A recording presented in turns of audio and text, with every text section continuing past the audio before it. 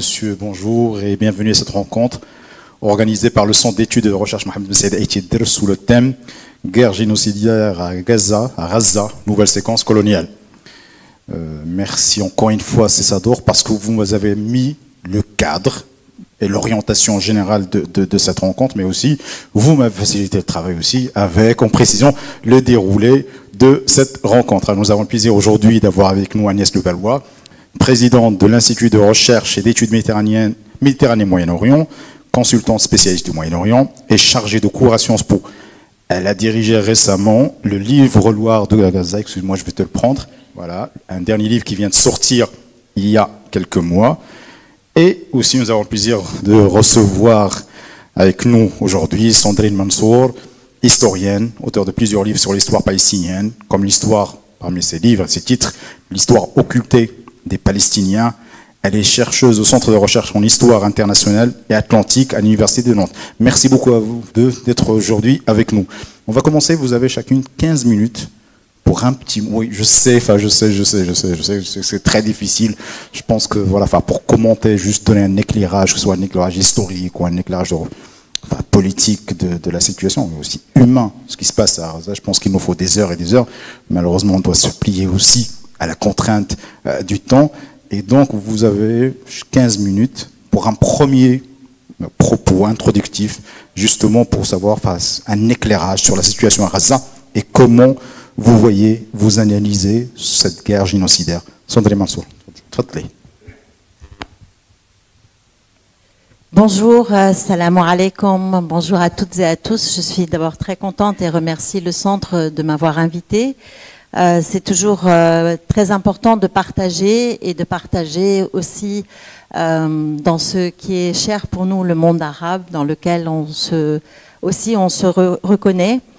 Alors je démarre parce que je suis l'historienne de service, on va dire. Et en réalité, c'est fondamental ce que vous faites aujourd'hui. Parler du génocide qui se passe pas qu'à Gaza. Et ce n'est pas une extension en Cisjordanie et à Jérusalem, ça a lieu en même temps. Et je reviendrai dessus. Parce qu'en réalité, cette histoire, elle a commencé au XIXe siècle. Et c'est important de revenir à l'histoire. Quand le mouvement sioniste a décidé de créer ce projet colonial européen, comme d'ailleurs au moment la France et la Grande-Bretagne avaient les mêmes aspirations pour leur propre pays eux-mêmes. Et le mouvement sioniste s'est inscrit, Théodore Herzl, qui était donc un journaliste, s'est inscrit dans la même idéologie politique, l'État-nation, avec les perspectives coloniales qui allaient avec. Bien évidemment, si au départ ils ont envisagé l'Argentine, l'Ouganda ou Madagascar, et comme ça ne fonctionnait pas, ils vont décider de jeter leur dévolu sur la Palestine. Et c'est à partir de là, en réalité, qu'ils ont déjà imaginé tout un programme. Vous imaginez, c'est un programme d'ingénierie.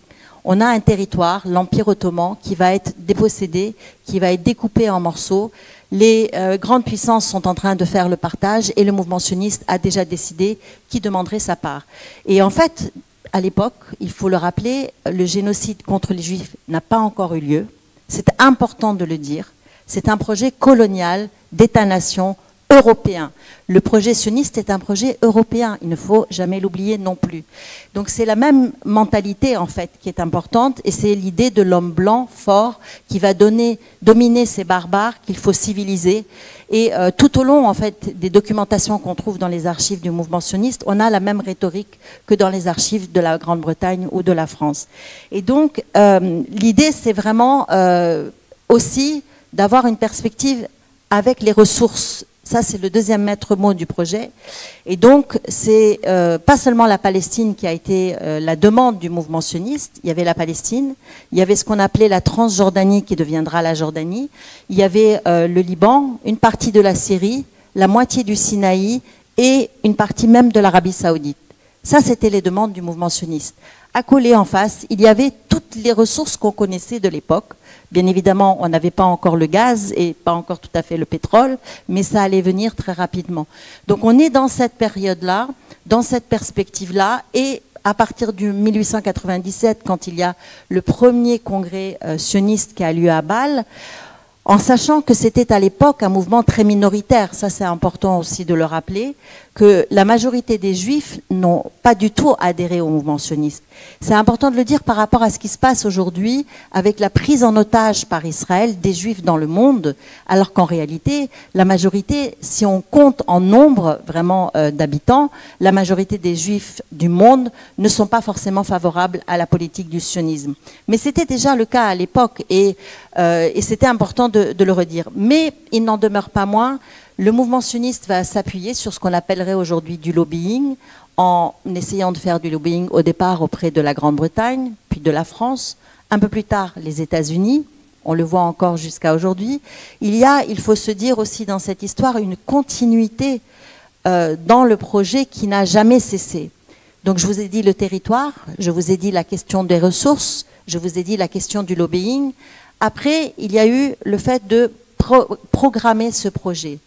Souvent, on a entendu parler qu'au moment de la Nakba a été mis en place, à partir de 1948, ce qui s'est appelé le plan Dalet, le plan de transfert des Palestiniens qui a été élaboré à partir, en fait, de 1922.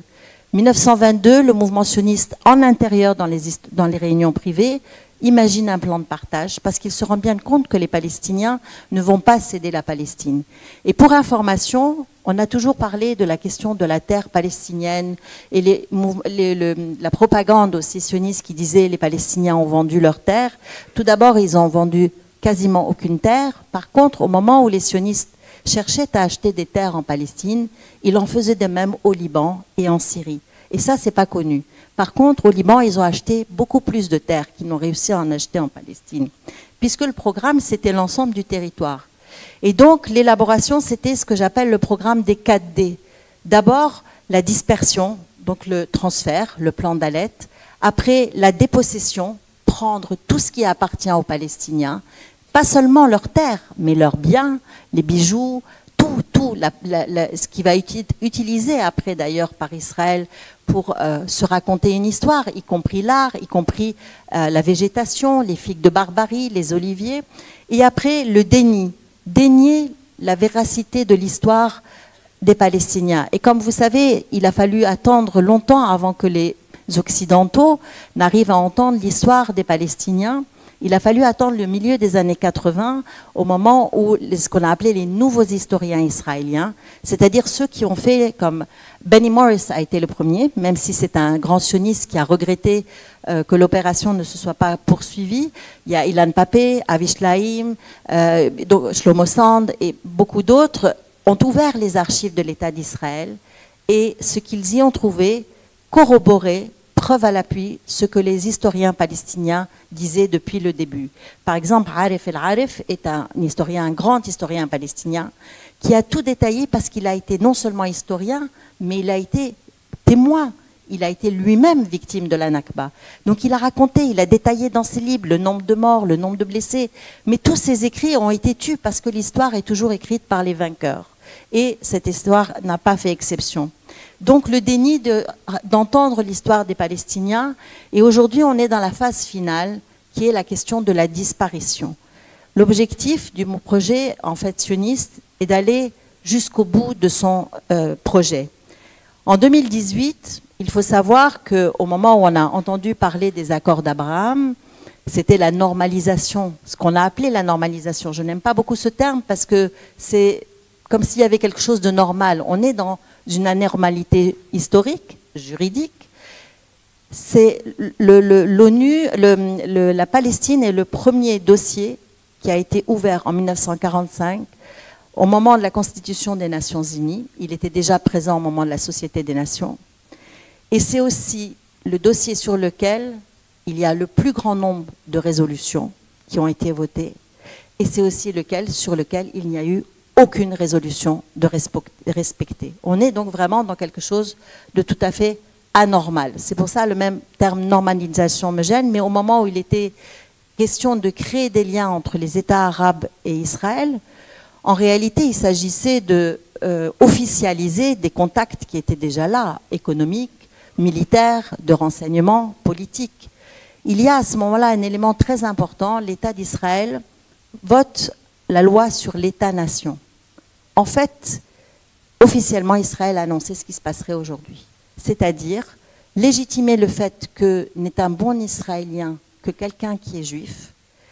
De ce fait sont exclus les 20% de Palestiniens, Israéliens, chrétiens et musulmans, et ne peuvent avoir droit au chapitre sur cette terre dans laquelle ils incluaient, et preuve à l'appui avec une carte qu'ils avaient montrée, donc en incluant Gaza, la Cisjordanie et Jérusalem-Est.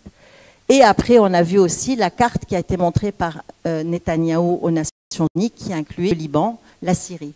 Et qu'est-ce qu'on voit en fait au fil de l'histoire? Je ne sais pas si je n'ai pas dépassé. On voit en fait cette progression, en fait, qui, comme je vous ai dit, cette poursuite perpétuelle d'un projet qui n'a jamais cessé. Et quand on regarde toutes les guerres qui ont été menées par Israël jusqu'à aujourd'hui dans le monde arabe, elles ont toujours visé à ces objectifs. Et pendant que le génocide est en marche, Israël continue de bombarder le Liban, la Syrie, en toute impunité, en prenant tout le territoire du Sud-Liban, le Golan qui est occupé depuis 1967 de manière tout à fait illégale, comme vous le savez. Aujourd'hui, ils vont au-delà du Golan. Et à chaque fois, il y a la question, on revient, les ressources. Les ressources, aujourd'hui, c'est le gaz. Il y a des réserves en gaz, pour le grand malheur des Palestiniens, au large de Gaza, colossales. Il y a des réserves au large du Liban. Vous savez que c'est un dossier qui a été négocié entre le Liban et Israël jusqu'au début 2020-21 et qui est arrivé à un accord où les Libanais ont dû céder une partie de leurs eaux territoriales à Israël face à des pressions politiques, parce qu'il était question d'exploiter le gaz. Il y a aussi la question par rapport à la Syrie. Donc on est toujours dans le programme des ressources. Et puis avec toujours, reprenez mes 4D, dispersion. On parle aujourd'hui de poursuivre la Nakba. La dispersion continue en Cisjordanie. Vous savez que le programme, c'est d'expulser les Palestiniens vers la Jordanie. Il y a même eu, il y a encore quelques mois, des flyers qui ont été déposés chez les Palestiniens. Ils ont même mis des poupées ensanglantées devant les écoles des enfants en Cisjordanie pour leur faire peur, pour leur dire qu'il faut qu'ils partent, que leur pays, c'est la Jordanie. Il y a la question de la dépossession, parce qu'en Cisjordanie, c'est au quotidien, à Jérusalem-Est également, quotidien, que Israël confisque des terres, des maisons, etc., et toujours avec tout ce qu'il y a dedans. Et en même temps, toujours un travail sur le déni. Même quand il y a des journalistes qui sont témoins, et d'ailleurs c'est pour ça qu'ils n'ont pas voulu que les journalistes étrangers soient à Gaza, mais en Cisjordanie, ils peuvent encore y être. Même quand les journalistes étrangers témoignent, il y a eu toute une orchestration de ce qui a permis jusqu'à aujourd'hui la poursuite de ce projet, c'est la réécriture de l'histoire. On va vous dire une autre histoire. C'est ce qu'on appelle la propagande. Et d'ailleurs, dans les archives diplomatiques, c'est ça qui est très intéressant, françaises, à l'époque, dans les années 30, 40, on parlait de propagande. Aujourd'hui, on dit lobbying, mais en réalité, il s'agit bien de propagande. Et pour la propagande, on a utilisé un changement de sémantique, de mots. Et au fur et à mesure dans l'histoire, ça a été vrai. Et même à un moment donné, il n'était plus possible de dire palestinien, et je parle de l'époque de l'OLP, l'Organisation de libération de la Palestine, de Yasser Arafat, qui a été assassiné, comme vous le savez.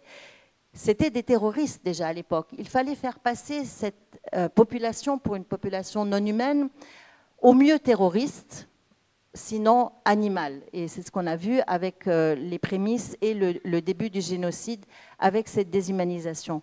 L'autre enjeu essentiel, c'est d'incorporer le monde entier dans cette logique de discours, dans cette propagande. Et pour ça, d'utiliser les mécanismes qu'ont utilisés, il y a une historienne israélienne, Idit Zertal, qui l'a très bien expliqué dans son livre. En fait, c'est d'utiliser, vous savez que le génocide des Juifs en Europe a été accompagné d'une description aussi très négative des Juifs à l'époque. Et en fait, une fois qu'ils ont créé l'État d'Israël, il y a eu, et notamment à partir de 1967, pour justifier qu'Israël ait multiplié par 4 son territoire au moment de la guerre des 6 jours, il y a eu l'utilisation de la rhétorique justement du génocide de la Shoah pour empêcher les gens de critiquer ce qui se passait. Donc on a enfermé les gens. L'autre rhétorique, ça a été la question de l'antisémitisme qu'on continue d'assonner aujourd'hui. Et enfin, pour terminer, c'est le fait de faire croire que ce sont les seules et uniques victimes permanentes, parce que comme ils sont un peuple élu, Ce sont les seules victimes possibles. Et en sachant quand même, et c'est le cas en fait jusqu'à aujourd'hui avec Netanyahou, que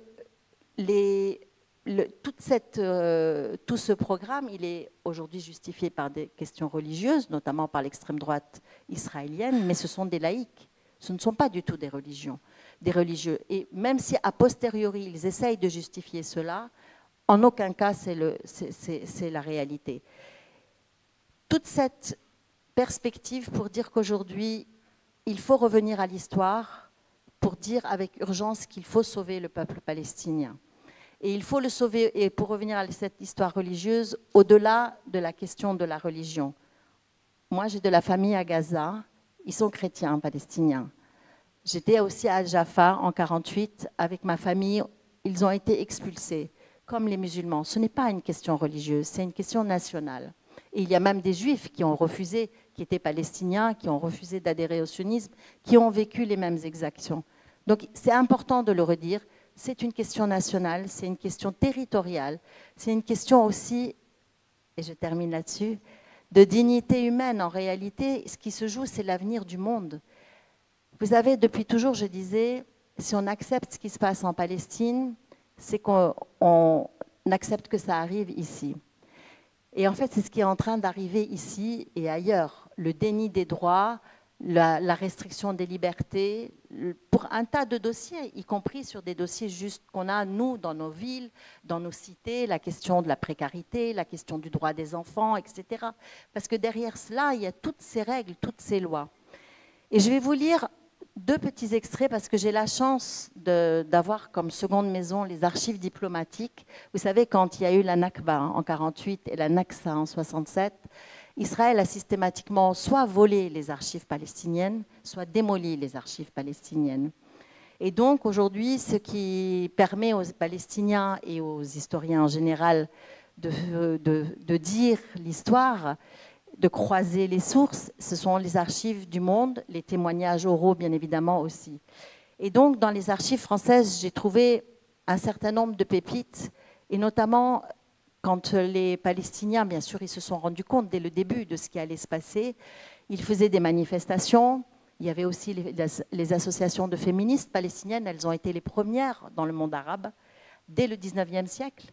Et dès le début, elles ont associé lutte pour les droits des femmes, l'éducation, etc., et lutte pour l'autodétermination du peuple palestinien. Et donc, il y avait des tracts qui étaient affichés, il y avait des lettres qui étaient envoyées aux consuls, aux ambassadeurs, et dans lesquelles, en fait, ils avaient déjà tout vu. Donc, je vais vous en lire 3 petits, si vous me permettez.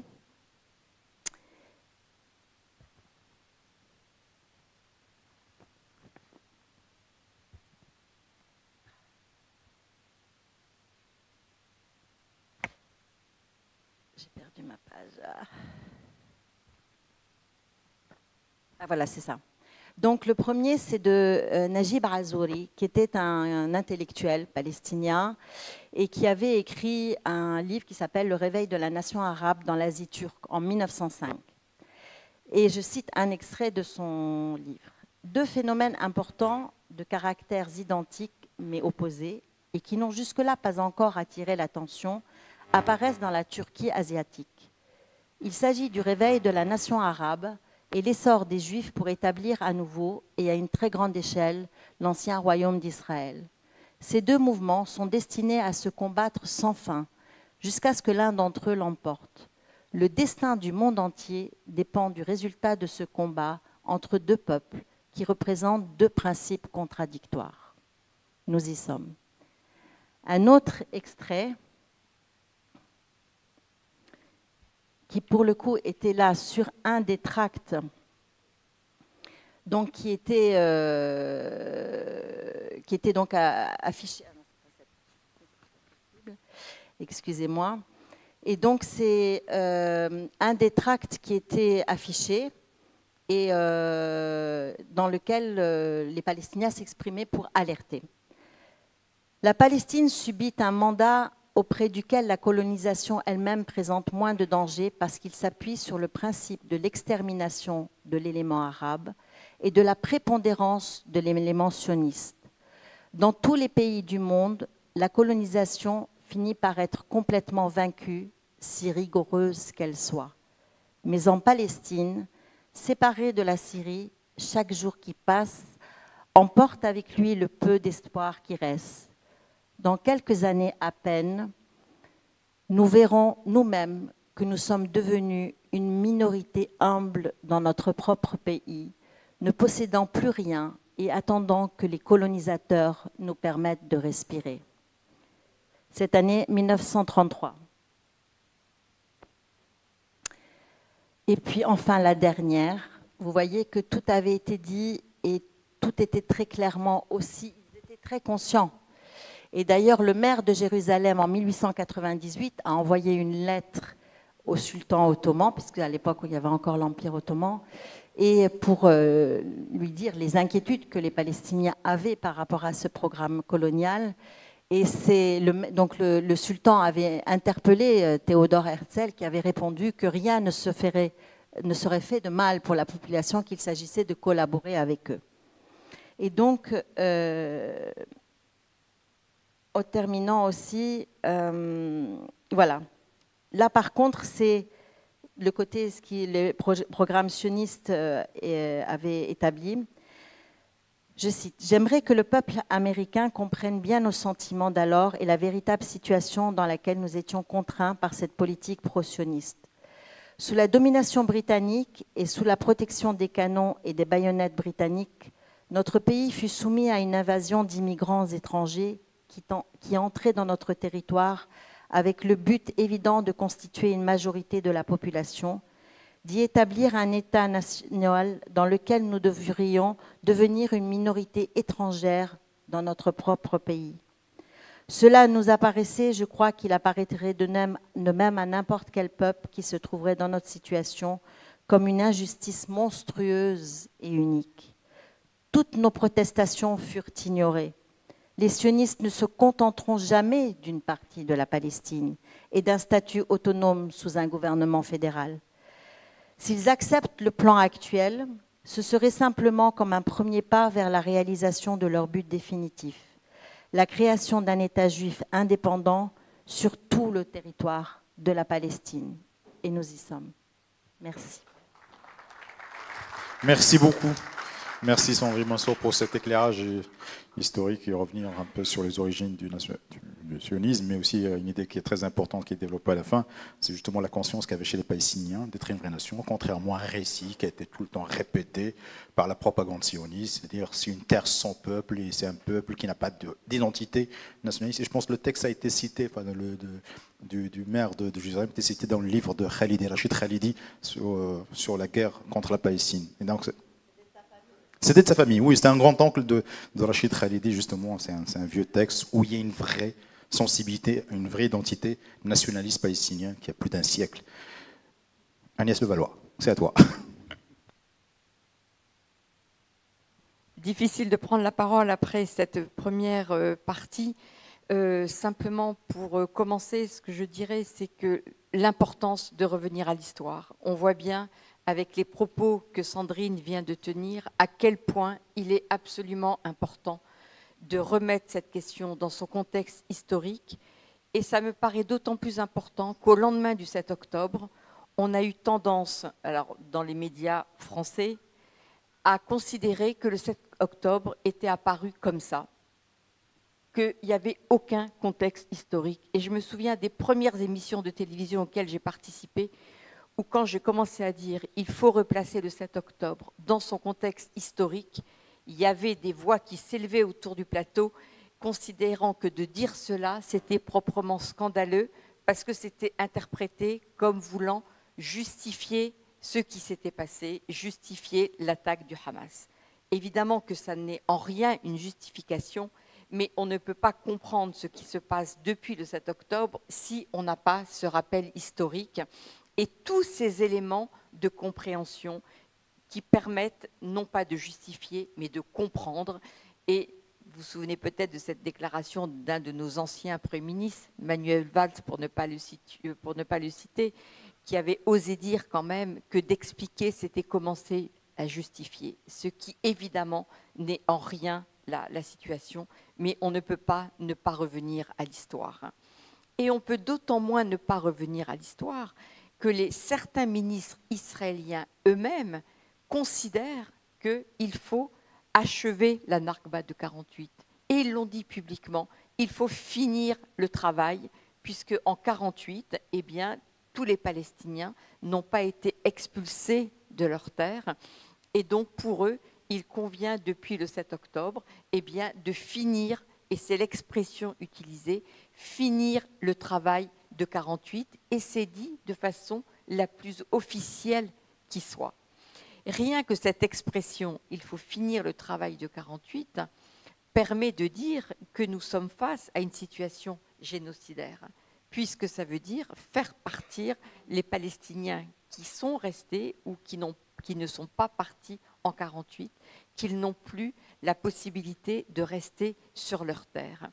Et ces expressions qu'on a entendues depuis le 7 octobre sont des expressions absolument terribles qui montrent bien que le projet sioniste, le projet des Israéliens, c'est évidemment de continuer ce qui a été entrepris parce que les Palestiniens sont encore là et qu'il n'est pas supportable qu'ils soient encore là. Alors c'est évidemment la bande de Gaza avec le drame que l'on voit sous nos yeux, ce massacre à ciel ouvert auquel nous assistons, mais qui concerne aussi la citoyenne française et mon pays, la France, est complètement complice de ce qui se passe avec une politique menée par le président actuel, qui est une politique qui est d'abord, dans un premier temps, incompréhensible, puisqu'il y a un soutien exprimé de façon inconditionnelle à Israël. Alors dans l'émotion, dans le drame de ce qui se passait le 7 octobre, on peut le concevoir, encore que je considère qu'un chef d'État doit garder quand même un minimum de distance et de ne pas être que dans l'émotion, parce que ce n'est pas son boulot, si je puis dire, que nous, citoyens, soyons dans l'émotion. Oui, ça se comprend, c'est légitime, mais des responsables politiques, eux, doivent garder une certaine distance pour justement dire où nous allons et ce que nous pouvons faire. Or, la diplomatie française, dans un premier temps, a été complètement sur le registre de l'émotion et donc du soutien inconditionnel, allant jusqu'à dire, je vous rappelle quand même cette déclaration du président Macron qui a été de dire qu'il fallait mettre en place une coalition contre le Hamas à l'image de la coalition contre Daesh, quelque chose que personne n'a compris, même ses conseillers les plus proches que j'avais interrogés dans la foulée de cette déclaration, disant mais qu'est-ce que ça veut dire, que veut dire le président, parce que là il y a quelque chose que moi je ne comprends pas. Et la seule explication qui m'a été donnée, c'est que j'avais rien compris à ce que voulait dire le président, parce que évidemment, nous, les chercheurs et journalistes, on est quand même très, très limités intellectuellement parlant, et donc on n'a pas compris. Et donc, il y a eu des explications complètement alambiquées pour justifier quelque chose d'injustifiable, et qui a été d'ailleurs tout de suite oublié, tant cette déclaration était complètement aberrante, absurde, et surtout ne voulait rien dire.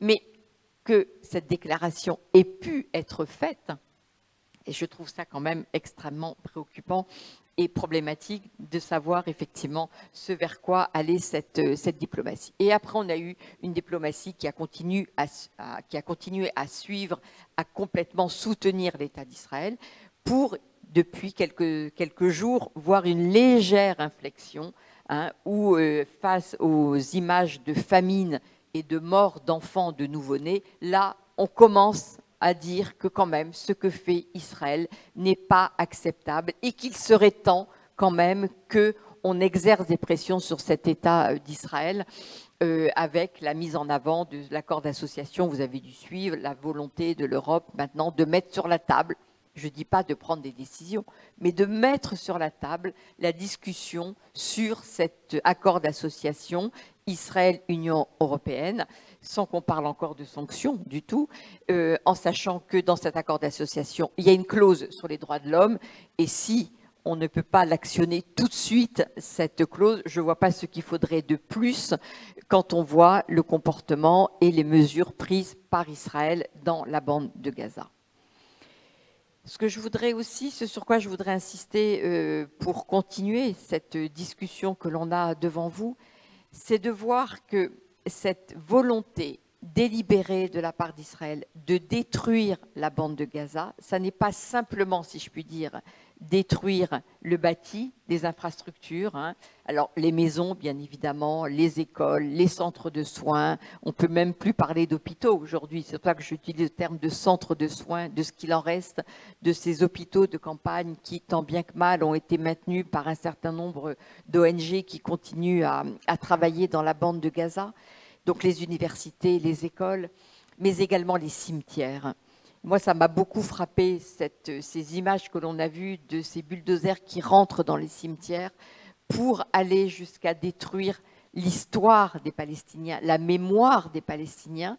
Et là, on voit bien qu'on a atteint un stade, qui est un stade qui va encore au-delà de l'idée que les Palestiniens doivent partir de leur terre, mais il faut aussi détruire ce qui reste sur cette terre de Palestine pour qu'il ne reste rien de l'histoire des Palestiniens.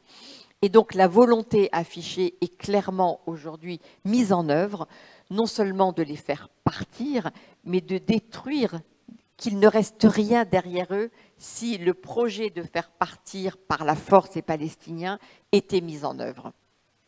Et je rappelle à ce stade cette administration qui a été mise en œuvre par Smotrich, un des ministres d'extrême droite qui siège au gouvernement israélien, qui a mis en place cette administration pour l'émigration volontaire. Le choix des termes est absolument saisissant, comme si les Palestiniens voulaient partir volontairement. On sait très bien que les Palestiniens sont évidemment attachés à leur terre et que pour eux, il est hors de question d'accepter de partir.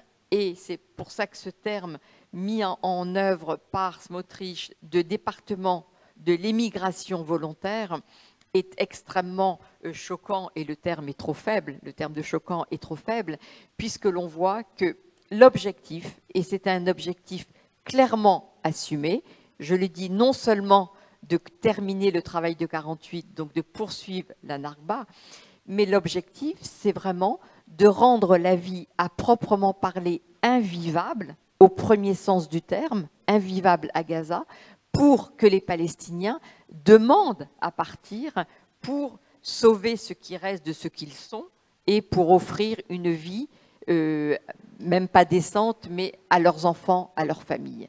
On est arrivé à ce stade où les objectifs de guerre qui avaient été affichés par Netanyahou au lendemain du 7 octobre, je le rappelle, c'était la destruction du Hamas et la libération des otages qui avaient été pris le 7 octobre, on voit bien que ces objectifs, on est bien au-delà aujourd'hui, et que ces objectifs, le premier d'entre eux en tous les cas, la libération des otages, a été complètement abandonné par Israël.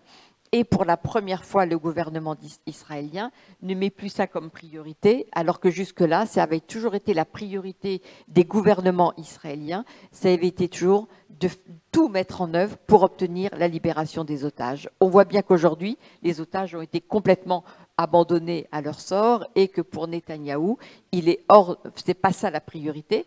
Pourquoi? Parce qu'il est tenu par son extrême droite et que son extrême droite dit une chose très simple, on laisse tomber les otages, et ces ministres Smotrich et Ben-Gvir l'ont dit publiquement, parce que comme ils ne veulent absolument pas négocier, eh bien, peu importe si ça se fait au prix de la vie des otages qui restent. Donc cet objectif a été complètement abandonné. Et l'autre objectif qui était d'écraser ou d'éliminer le Hamas, on voit bien que c'est un objectif de toute façon qui n'a aucun sens, parce que vous n'allez pas faire disparaître une idéologie par la force, par les armes, on voit bien que ça ne rime à rien, et que si Israël, avec les moyens militaires dont il dispose, n'a pas été capable, au bout de 19 mois, de faire disparaître le Hamas, je ne vois pas ce qu'il faut de plus pour obtenir la disparition, à moins effectivement de tuer l'ensemble de la population de Gaza. On voit bien que cette idée selon laquelle tout est mis en œuvre pour éliminer le Hamas, ça n'a aucun sens. Ça n'est absolument pas un objectif qui peut être atteint. En revanche, ce qui est atteint aujourd'hui, c'est la volonté de rendre ce territoire invivable pour que les Palestiniens demandent à partir, et donc demandent volontairement à partir, ce qui exonérerait les Israéliens à leurs yeux en tous les cas, de leur responsabilité dans le fait que les Palestiniens ne seraient plus présents dans la bande de Gaza. Et Israël aurait beau jeu de dire, voyez bien, c'est pas nous, mais pour leur bien, on va leur faciliter la tâche, on va leur permettre de partir. Et pourquoi les Palestiniens ne veulent pas partir? C'est parce qu'ils savent très bien que s'ils partent, ils ne pourront jamais revenir. Et 48, évidemment, est encore présent dans toutes les mémoires des anciens, mais comme des plus jeunes, parce que la mémoire est transmise. Évidemment que les Palestiniens ne veulent pas quitter la bande de Gaza comme ils ne veulent pas quitter la Cisjordanie, parce qu'ils savent très bien que s'ils partent, Israël ne leur permettra jamais de revenir et qu'ils ne veulent pas abandonner leur terre et ils ne veulent pas disparaître. On est aujourd'hui dans cette situation. Alors, ça m'amène à une autre question, c'est que... J'ai encore quoi, 5 minutes? Un peu moins, d'accord. Alors, je vais juste finir sur ce point qui me paraît important, parce qu'évidemment, on se pose tous la question, mais que faire maintenant et que va-t-il se passer? Alors, premièrement, je suis absolument incapable de vous dire ce qu'il va se passer et je ne sais pas si quelqu'un est capable de dire ce qui va se passer, tant la situation est telle qu'on l'a décrite entre Sandrine et ce que je viens de dire est absolument apocalyptique. Je crois que le terme est absolument adapté. Il y a une urgence absolue aujourd'hui et pour moi, la seule chose qui vaille aujourd'hui, c'est qu'est-ce qu'on peut mettre en œuvre pour arrêter ce massacre. Les discussions sur les deux États, très bien, il va falloir en discuter de la solution politique. Évidemment qu'il faut y réfléchir. Mais ça n'est pas le temps, me semble-t-il, en tous les cas, comme le fait le président français, de dire on va faire, qui annonce en janvier dernier une conférence en juin sur l'avenir de la Palestine. Mais on n'a pas ce luxe de 6 mois pour préparer une conférence internationale. L'urgence, c'est qu'est-ce qu'on fait pour arrêter le massacre des Palestiniens tous les jours, des bébés qui meurent de faim aujourd'hui. Il y a un état de famine, c'est ça qu'il faut arrêter. Alors, je ne dis pas qu'il ne faut pas en parallèle continuer à réfléchir à une solution politique, puisqu'on sait très bien qu'il n'y aura jamais de solution militaire à ce qui se passe dans la bande de Gaza et en Cisjordanie, et qu'il n'y aura jamais de sécurité pour Israël en dehors d'une sécurité pour les Palestiniens, et donc d'un État pour les Palestiniens. Ça, c'est une évidence absolue, et je suis sûre qu'on partage tous cette évidence ici dans cette salle. Mais la question, c'est que faire pour arrêter le massacre et à partir de là, de réfléchir à une solution politique. Et donc, cette mobilisation que nous appelons tous de nos voeux, de savoir comment exercer des pressions sur nos gouvernements respectifs pour arriver non seulement à une trêve, mais à un cessez-le-feu, un retrait des troupes israéliennes de la bande de Gaza, pour non seulement que les Palestiniens enfin puissent sortir de cet état dans lequel ils sont, de vivre sous les bombardements non-stop. Je rappelle simplement que depuis la rupture de la trêve en mars, on est à minimum de 100 Palestiniens tués par jour. Et comme vous le savez, l'arrêt total de l'entrée de l'aide humanitaire, nourriture et médicaments depuis, et ce n'est pas les quelques camions qui sont rentrés depuis quelques jours qui changent la donne. Là, on est aussi, et je voudrais quand même souligner ce point, le cynisme avec lequel on a l'air de dire qu'Israël dit que ça y est, quelques camions rentrent. Il y en a eu 5 le premier jour et 96 le lendemain.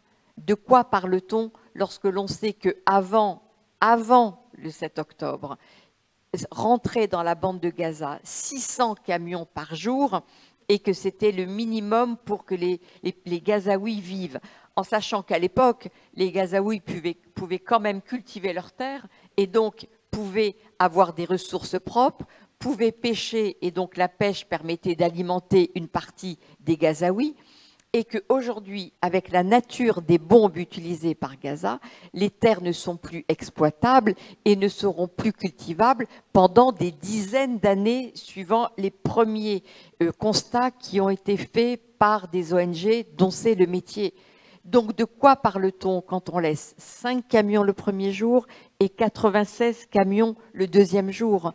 Pour moi, c'est d'un cynisme absolu, parce que ça laisse croire qu'Israël est en train d'autoriser et de permettre la levée du blocus, mais absolument pas. on ne peut pas considérer que le blocus est levé aujourd'hui lorsque l'on voit ces chiffres qui sont absolument dérisoires par rapport aux besoins, d'où, je reviens à ce que je disais, cette famine qui est actuellement en cours et que toute la population de Gaza aujourd'hui est en état de famine absolue et qu'il faudrait des milliers de camions et immédiatement pour permettre à cette situation aux Palestiniens de pouvoir revivre, en sachant que quand vous avez été sous-alimenté pendant des mois et des mois, vous ne pouvez pas, du jour au lendemain, même en vous réalimentant normalement, sortir de cette situation et que les conséquences sur la population seront considérables, avec du coup un bilan humain qui sera bien au-delà des 53 000, 54 000, 55 000 Palestiniens aujourd'hui déclarés comme morts, et que le bilan risque d'être dans des proportions que nous n'arrivons même pas à imaginer aujourd'hui, pour toutes les raisons que je viens d'évoquer. Mais je crois qu'il faut que je m'arrête parce que je vois Abdallah qui me regarde avec des gros yeux. Merci beaucoup. Merci Agnès. Ouais.